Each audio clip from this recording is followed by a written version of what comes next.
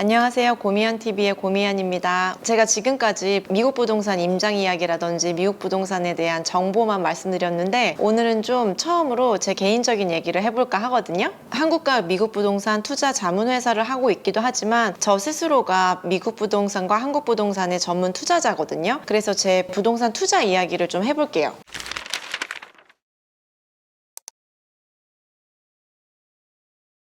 저는 2010년도에 처음으로 대기업에 입사를 해서 대기업에 한 12년 정도 근무를 했거든요. 전문 투자자로 활동하기 전에는 저도 평범한 직장인이었어요. 제가 다녔던 직장, 제가 퇴사할 때 마지막 연봉이 1억 2천 정도 됐었거든요. 고액 연봉이었는데 그 연봉을 포기하고 또 안정적인 복지도 포기하고 퇴사했던 여러 가지 이유가 있어요. 퇴사했던 가장 근본적인 이유는 제 삶과 인생을 온전히 제가 주체적으로 살고 싶었어요. 한마디로 자유를 얻고 싶었거든요. 그 자유라는 게 비단 경제적 자유뿐만이 아니라 정말 내가 일하고 싶은 시간에 일하고 싶은 장소에서 일하고 싶은 분야 내가 좋아하는 사람들과 하고 싶어서 퇴사를 했어요. 사실 제가 투자자문 사업하기 전에 부동산 투자자였잖아요. 제가 2014년부터 한국에 부동산 투자를 하기 시작했거든요. 그 미국에 사준 집만 100채이다 뿐이지 정말 많은 친구와 동기들이 내 집 마련하게 도와줬거든요. 그래서 뭐 집 살 생각도 없는 친구들 멱살 잡고 끌고 가가지고 재개발 투자하게 만들어서 내 집 마련도 시켜주고 돈을 주변에 정말 많이 벌어다 드렸습니다. 그렇게 한국에서 집도 많이 사드렸지만 제가 미국에 19년부터 투자하면서 제 주변에서 당연히 알게 되잖아요. 그래서 20명 정도를 어떤 대가를 바라지 않고 집을 사드렸거든요. 그런 연습의 과정이 2년보다는 훨씬 더 길게 있었던 것 같아요. 그리고 두 번째로는 제가 이 사업화가 되기 전부터 저는 이걸 모두 다 기록했거든요. 블로그에 제가 임장기 투자 분석한 거, 친구의 집 찾아주는 모든 뭐 조건이나 뭐 후보들, 뭐 수익률 분석한 거 이런 모든 투자 노트를 다 기록을 했고 그런 기록들이 쌓이면서 퇴사하기 전에 블로그 이웃이 5,000명 정도 모여 있었거든요. 그래서 어떻게 보면 제가 이렇게 사업을 하고도 바로 고객들이 많이 창출될 수 있는 준비를 했던 것 같아요. 국내 투자에 제가 첫 투자한 게 모은 돈으로 2천만 원 가지고 투자를 했거든요. 한국은 뭐 분양권의 계약금도 10%밖에 안 하고 잔금도 사실 그때 가격이 오르는 타이밍에는 전세라는 제도가 있어서 전세를 맞추게 되는 순간 나의 투자금이 거의 다 회수가 돼요. 감정평가 금액이 높아지게 되면 시세가 올라가게 되면 그래서 첫 번째 투자도 5천만 원이 부동산을 사기에는 소액은 맞잖아요. 그래서 거의 1년 동안 제가 가상으로 소품을 계속 판 거예요. 물론 주말에 발품도 팔았지만 소품으로 정말 2호선, 3호선, 5호선, 뭐 4호선 제가 좋아하는 그래도 익숙한 지하철 호선에 여러 가지 필터 조건을 넣어서 내 투자금으로 투자할 수 있는 집을 계속 찾았어요. 그래서 2천만 원 가지고 투자를 했는데 1년도 되기 전에 분양권을 무피에 산 거죠. 그때 제가 샀던 분양했던 그 가격으로 전세가 아예 그 이상으로 맞춰져 버렸거든요. 그래서 오히려 저는 풀피가 된 거예요. 오히려 투자했는데 돈이 더 생긴 거죠. 그런 다음에 거의 한 6개월 정도 가지고 있다가 그 전세를 낀 상태에서 갭으로 또 팔았거든요. 한 1년 반 정도의 투자 기간 동안에 수익률은 100% 정도가 됐던 것 같아요. 그래서 그게 가장 적은 투자 금액으로 투자할 수 있었던 사례인 것 같습니다. 그리고 미국에서의 가장 성공적이었던 투자 사례는 미국에서는 제가 마찬가지로 알라모아나의 신축 콘도를 한 완공되기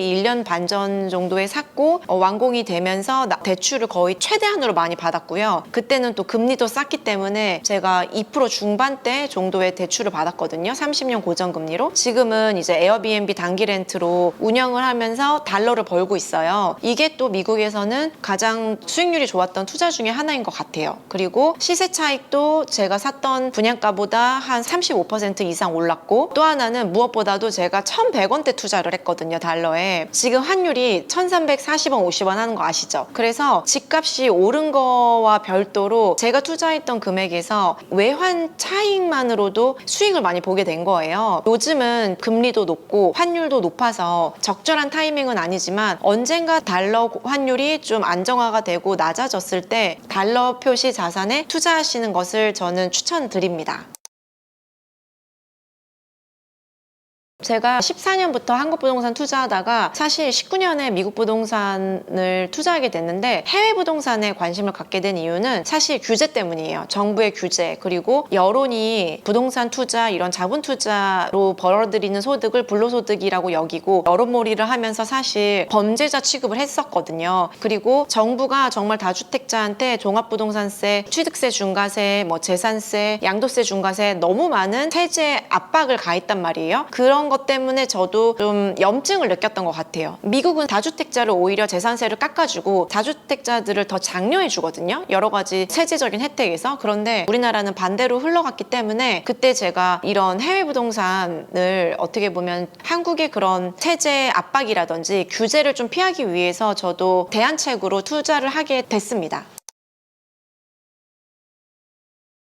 미국 부동산의 실패 사례는 제가 미국에 여러 채를 사실 저도 투자했거든요. 근데 잘못 산 것 중에 하나는 미국의 문화를 처음에 모르고 샀던 게 있어요. 예를 들면 주차장 체크해야 되는지 리얼터가 저에게 설명해 주지 않아서 주차장이 저는 정작 너무 높은 층에 있는 집을 산 거예요. 그러면 리세일이 안 되거든요. 그래서 저는 제 고객들 집 사드릴 때 지정 주차장 몇 층이고 위치 어디고 모양 어떻게 생겼는지 엘리베이터에서 가까운지 뭔지 이런 것까지 다 체크하고 가장 베스트 유닛을 추천해드리거든요. 그런 걸 놓치지 않을 수 있던 거, 그리고 제가 그런 것들을 다 책에 담았던 이유들도 정작 제가 샀던 콘도미니엄은 구조도 이상했고 주차장도 너무 높은 층을 잘못 사서 정말 컴팩트카만 주차할 수 있을 정도의 사이즈의 주차장이었던 거예요. 소형차만. 그러면 이게 재산적 가치가 떨어지거든요. 그래서 이런 실패 사례도 있어요. 근데 저는 어떤 것도 실패라고 생각하진 않거든요. 전화위복이 되고 정말 뭐 좋았던 성공 사례도 나중에는 실패가 될 수 있고 실패했다고 했지만 다시 뭐 지가가 오를 수 있으니까 저는 이런 제 성공하지 못한 부동산 투자 사례들이 근간이 돼서 저에게 컨설팅 자문을 받으러 오는 분들이 저와 같은 시행착오를 겪지 않게끔 도와드리거든요. 제 이런 실패 경험이 다 컨설팅을 하는데 정말 밑거름이 되고 있어요. 그래서 고객들을 누구보다 잘 이해할 수 있고 고객들이 겪는 어려움을 제가 다 똑같이 겪었거든요. 그래서 저는 이게 비즈니스적으로는 저에게 다 양질의 경험이었다고 생각을 합니다.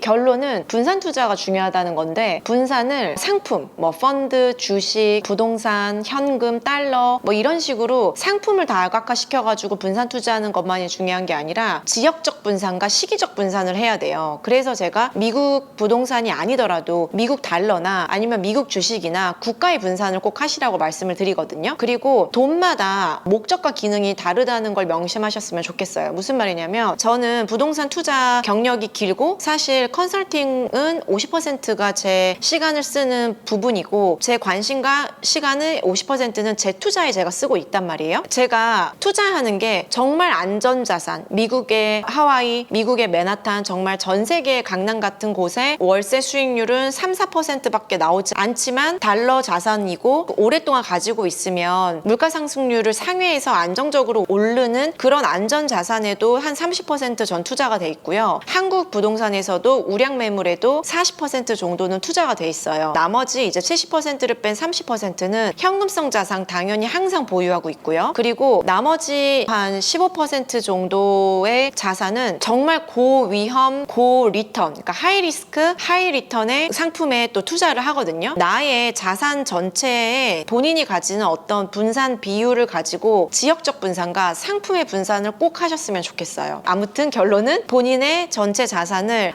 안전자산부터 수익률이 높은 고위험 자산부터 본인이 가진 기준에 따라서 비율을 가지고 분산을 하셔라. 그리고 잊지 말아야 되는 것은 반드시 본인이 생각했을 때 한국보다 더 강대국인 나라의 화폐로 표시된 자산을 가지시라고 저는 조언을 드리고 싶습니다.